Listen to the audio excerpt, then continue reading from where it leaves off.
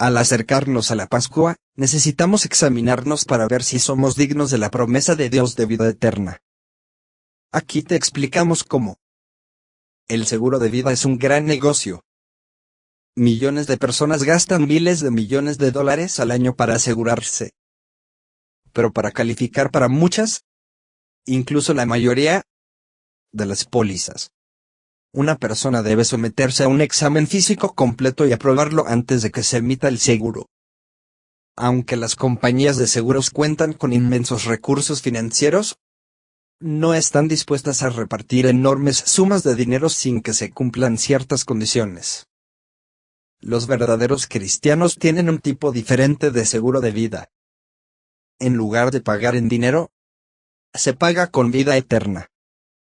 Piénselo, el seguro de vida emitido por Dios tiene una garantía absoluta de vida eterna. El hombre hace todo lo posible para cumplir con los requisitos de un seguro de vida físico, pero la mayoría de la gente en este mundo cree que puede aprovecharse del seguro de vida de Dios sin cumplir primero con sus requisitos. Pero si usted, como cristiano, no cumple con los requisitos de Dios, la única garantía que enfrenta es la muerte eterna. Romanos 3, versículo 23, y capítulo 6, versículo 23, protección garantizada. Entonces, ¿cómo podemos tener la protección que Dios ofrece contra la muerte? Primero, Dios debe amarnos. Este mundo está separado de Dios, y nadie puede tener acceso a él a menos que Dios intervenga especialmente en la vida de la persona. Juan 6, versículo 44. Entonces, los pocos que son llamados deben creer lo que Jesucristo dice y creer su mensaje acerca del reino de Dios. El creyente debe entonces arrepentirse de sus pecados y ser bautizado. Marcos 16, versículo 16, Hechos 2, versículo 38. El arrepentimiento significa examinarnos a nosotros mismos según los estándares de Dios y ver nuestros pecados, sintiendo un profundo remordimiento por haber transgredido la ley de Dios y luego determinando vivir por cada palabra de Dios. Mateo 4, versículo 4. El arrepentimiento significa alejarse de la forma en que vive el resto de la humanidad y seguir la forma en que Dios quiere que vivamos. Dios realmente nos concede el arrepentimiento. Romanos 2, versículo 4, segunda de Timoteo 2, versículo 25. Jesucristo se convierte en nuestro estándar. Gálatas 2, versículo 20, primera de Pedro 2, versículo 21. Aceptamos su sacrificio perfecto por nuestros pecados y nos sometemos a que Él reviva su vida perfecta en nosotros ahora. Después del bautismo, emergemos de nuestras tumbas con el perdón de nuestros pecados. Los ministros de Dios nos imponen las manos y Dios nos concede su Espíritu Santo. Hechos 19, versículo 6. Es su Espíritu en nosotros el que pone en marcha nuestro plan de seguro. Efesios 1, versículos 13 y 14. Ahora tenemos garantizada la vida eterna. Después de morir, permanecemos inconscientes en la tumba a la espera de la resurrección. Cuando seremos transformados en espíritu, en hijos literales, nacidos del Espíritu, en la familia de Dios. Primera de Corintios 15, versículos del 50 al 54. ¿El plan de Dios sigue vigente automáticamente? ¿Podemos apartarnos del camino de Dios y aún así ser salvos? No. El bautismo y recibir el Espíritu de Dios son solo el comienzo del proceso de conversión. Justo después del bautismo no somos perfectos. Hemos recibido solo una pequeña porción, las arras, del Espíritu. Segunda de Corintios 1, versículo 22. No somos perfectamente como Cristo. Todavía podemos tropezar y pecar, invocando sobre nosotros la pena de muerte por transgredir la ley de Dios. Pero hemos comenzado un proceso de superación que dura toda la vida.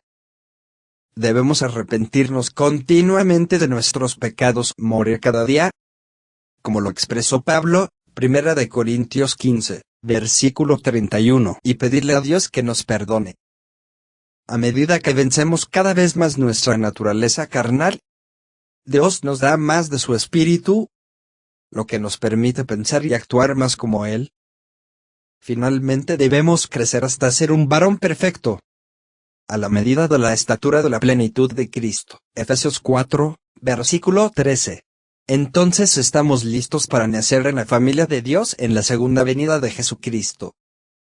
Pero una persona puede fallar en crecer espiritualmente. Puede volverse espiritualmente laxo e incapaz de pasar un examen espiritual. Dios quiere protegernos de que esto suceda. Él quiere que maduremos espiritualmente, para que estemos calificados para entrar en el reino. Para asegurar que crezcamos espiritualmente, nos requiere que renovemos nuestros convenios bautismales cada año en la Pascua. Durante la temporada de Pascua debemos examinarnos a nosotros mismos por pecado y determinar nuestro nivel de madurez espiritual.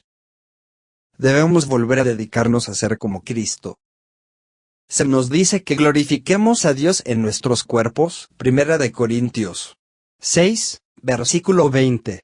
Hacer esto requiere que examinemos la forma en que usamos espiritualmente partes de nuestros cuerpos. La Biblia habla en términos de cómo usamos nuestros ojos, oídos, boca, mente, corazón, manos y pies. A medida que se acerca la Pascua, asegurémonos de que estamos manteniendo el seguro de vida que Dios nos da a través de su Espíritu, examinándonos a nosotros mismos en cuanto a nuestra aplicación espiritual de estos diversos órganos. Si lo hacemos honestamente, podremos encontrar condiciones ocultas que deben ser erradicadas para nuestra supervivencia espiritual. Ojos. Aunque no son más grandes que pelotas de ping-pong, los ojos son más complejos que la cámara de televisión más sofisticada. Se estima que el 80% de todo nuestro conocimiento se obtiene a través de los ojos. Pero, ¿cómo usamos los ojos? ¿Para la gloria de Dios? ¿Son ellos medios por los cuales la verdad entra en nuestras mentes? La mayoría de las personas están cegadas por Satanás y no pueden ver la verdad de Dios. 2 Corintios 4, versículo 4. En consecuencia, sus ojos los mantienen en ceguera espiritual al ver solo conocimiento falso. Nuestros ojos no deben usarse de esta manera. Piense por un momento en todas las cosas subversivas que es posible ver con nuestros ojos. ¿Es de extrañar que Dios use nuestros ojos como termómetros espirituales?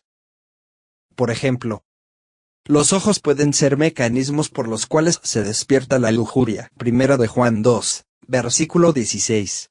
Simplemente considere los efectos que la pornografía o la publicidad materialista tienen en las personas. ¿Permite que sus ojos vean violencia y sexo en la televisión? ¿O películas que muestran a personas quebrantando las leyes de Dios de diversas maneras? ¿Mira las cosas físicas que le gustaría tener y luego comienza a codiciarlas? David dijo, no pondré delante de mis ojos cosa inicua, Salmo 101, versículo 3. Sino, mis ojos están siempre puestos en el Señor, Salmo 25, versículo 15. ¿Es esta tu actitud? Debemos disciplinarnos para apartar la vista de aquello que nos hace daño, y si tu ojo te es ocasión de caer, sácalo y échalo de ti. Mejor te es entrar en la vida con un solo ojo, que teniendo dos ojos ser echado al infierno de fuego. Mateo 18, versículo 9. Por supuesto, esto es una figura retórica y no debe tomarse literalmente. Es una advertencia para animarnos a usar nuestros ojos correctamente. Debemos dejar de mirar las cosas que nos separan de conocer y vivir la verdad de Dios. Considera la infinidad de usos correctos para los ojos. Miramos a los demás con compasión. Como el samaritano, Lucas 10, versículo 33. Contemplamos la palabra de Dios en un intenso estudio bíblico diario. Observamos los acontecimientos mundiales a medida que se acercan al fin del gobierno de Satanás en la tierra. Lucas 21, versículo 36. Esperamos la misericordia de Dios y su reino venidero. Salmos 123, versículo 2. ¿Qué entra por nuestros ojos, la luz o la oscuridad? Oídos. Nuestros oídos hacen que una computadora parezca una hormigonera rudimentaria. Están llenos de suficientes circuitos eléctricos para proporcionar servicio telefónico a una ciudad de buen tamaño.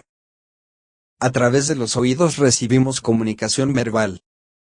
Desafortunadamente, Satanás es el príncipe de la potestad del aire, Efesios 2, versículo 2. Y se infiltra en nuestras mentes al influir en las palabras que nos dicen los demás.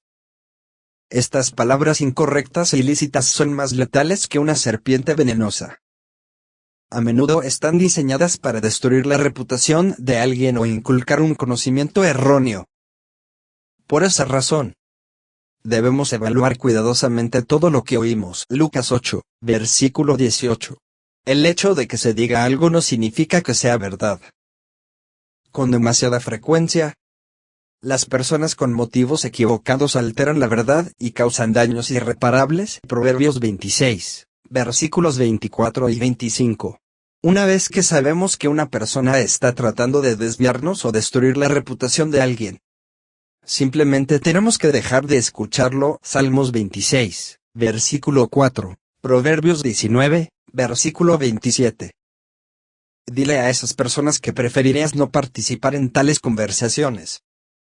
Recuerda, sin embargo, que hay cosas que debemos escuchar para crecer en el camino de Dios. Proverbios 22, versículo 17.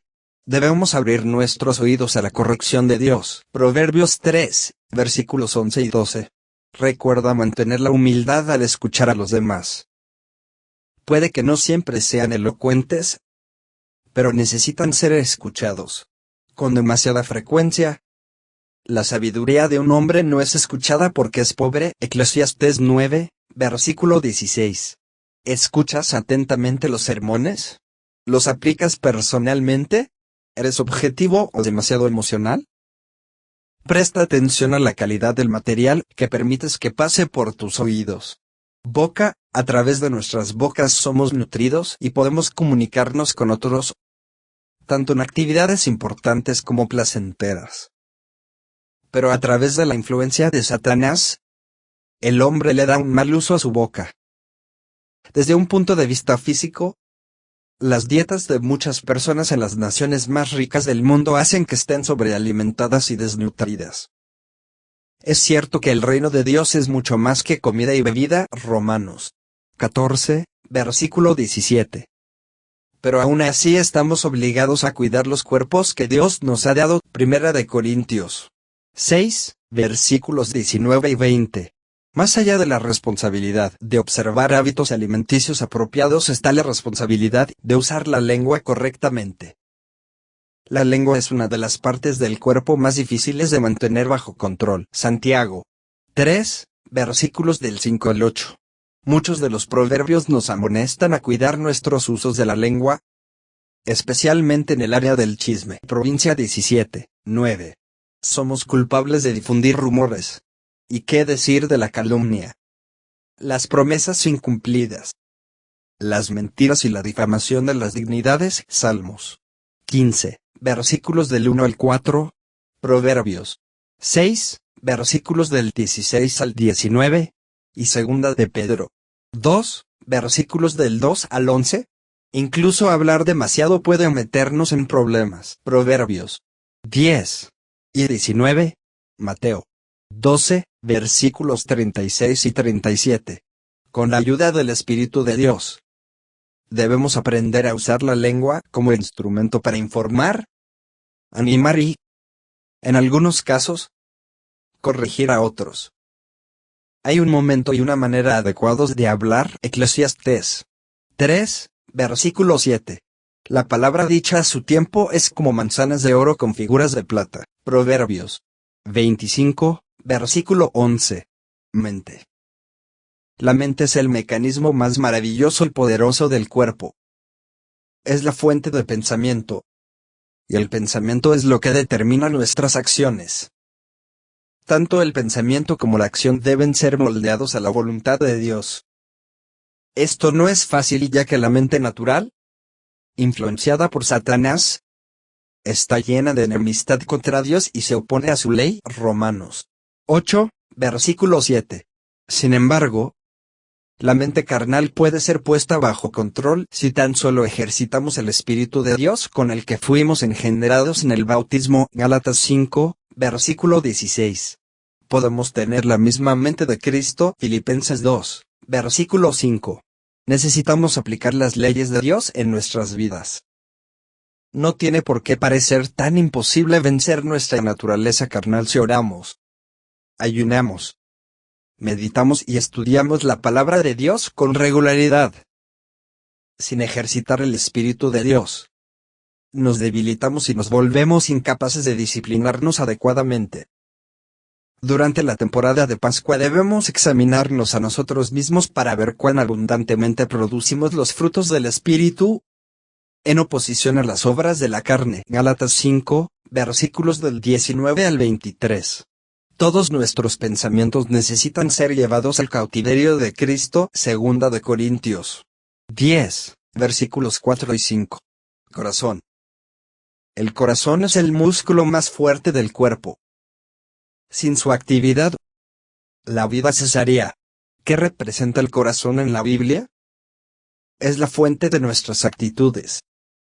El corazón carnal produce malos pensamientos, codicia, orgullo, necedad y engaño. Marcos 7, versículos del 21 al 23.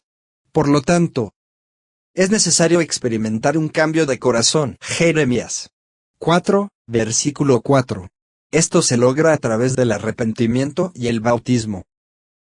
Pero nuestros corazones pueden desarrollar problemas después del bautismo. Podemos convertirnos en víctimas de un ataque cardíaco espiritual al permitir que se desarrollen actitudes incorrectas bajo la atracción de Satanás.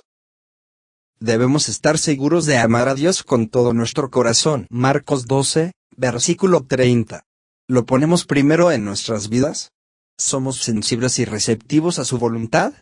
¿Vemos nuestras pruebas positivamente? Romanos 8, versículo 28. Revisemos nuestras actitudes hacia los demás. Amamos fervientemente a nuestros hermanos, vecinos y amigos con un corazón puro. 1 de Pedro 1, versículo 22. ¿O solo mostramos preocupación por vanagloria? ¿Que también perdonamos a los demás? Esta es una excelente prueba de nuestras actitudes. El perdón de Dios depende de nuestro perdón a los demás. Mateo 6, versículos 14 y 15. Nuestros corazones deben ser tiernos, expresando perdón y no rencor. Efesios 4, versículo 32. Manos. Las manos están diseñadas para realizar las funciones del cuerpo: sostener, mover y utilizar objetos. La capacidad del hombre para escribir, construir, plantar, comer y jugar se vería enormemente limitada sin sus manos. No es de extrañar que Dios use la mano como símbolo del trabajo. El que trabaja con mano negligente empobrece, mas la mano de los diligentes enriquece. Proverbios 10, versículo 4. Este versículo muestra la necesidad de trabajar duro. El hombre fue creado para trabajar 6 días. Éxodo 20, versículo 9. Demasiados fracasan en el éxito por pura pereza. Pablo incluso tuvo que amonestar a los cristianos a superar su renuencia al trabajo. 2 de Tesalonicenses 3, versículos del 10 al 12. Podemos quebrantar el 8º mandamiento al no devolver un día de trabajo justo por un día de salario. Y como siervos productivos debemos devolver más que eso. Debemos examinar nuestros hábitos de trabajo para ver si agradan a Dios. Debemos poner todo nuestro esfuerzo en todo lo que hacemos. Eclesiastés 9, versículo 10. También debemos compartir nuestra productividad y ayudar a los demás cuando podamos. Proverbios 3, versículo 27. Obviamente, hay un límite a lo que una persona puede dar, pero dar es el objetivo final de la vida cristiana y debe ser nuestra primera consideración en toda circunstancia. Mateo 25, versículos del 31 al 46. Pies. Nuestros pies nos llevan más de 65.000 millas en una vida promedio. Bíblicamente, nuestros pies son los principios por los cuales vivimos y las metas que queremos alcanzar. David dijo: lámpara es a mis pies tu palabra, y lumbrera a mi camino. Salmo 119, versículo 105. Las leyes de Dios deben guiar todo lo que hacemos. Piensa en hacia dónde te diriges en la vida y no vagues sin rumbo. Examina las metas que tienes ahora mismo. ¿Te llevarán al reino de Dios? Mateo 6, versículo 33 nos dice nuestra prioridad número 1, buscad primeramente el reino de Dios. Establece metas espirituales en áreas como el crecimiento personal, el servicio a la iglesia y a los demás, y la unión familiar. Para desarrollar un carácter piadoso, necesitas renovar el Espíritu Santo que Dios te ha dado día a día, 2 Corintios 4, versículo 16. Conviértelo en una meta importante. No puedes descuidar el establecimiento de metas y agradar a Dios. Como pueden ver, tenemos muchas cosas que examinar a medida que nos acercamos a la Pascua. El examen espiritual que debemos aprobar para calificar para el seguro de vida de Dios suele ser muy doloroso mientras luchamos contra Satanás, su mundo y nuestra naturaleza carnal. La situación se pone difícil. Pero recuerden que en su lucha contra el pecado, todavía no han resistido hasta el punto de derramar su sangre, Hebreos 12, versículo 4, Nueva Versión Internacional. Esta es una declaración poderosa para reflexionar. Tenemos un sumo sacerdote que derramó su sangre para vencer el castigo del pecado por toda la humanidad. Tomar los símbolos de la sangre derramada y el cuerpo quebrantado de Cristo es un evento asombroso. Cuídense de no acercarse a la fiesta de manera indigna. 1 Corintios 11, versículos del 23 al 29. Sean honestos consigo mismos. Reconozcan sus faltas. Decídanse a superarlas. Dios Padre los ha elegido para su servicio, así que esfuércense por renovar el pacto diseñado para concederles la vida eterna. Detecten las manchas y arrugas en su carácter, luego, usa el poder del Espíritu de Dios para eliminarlos y crecer hacia la perfección. Mateo 5, versículo 48. Al trabajar por esta meta, nos prepararemos para otra. Nacer en el reino de Dios como hijos de Dios.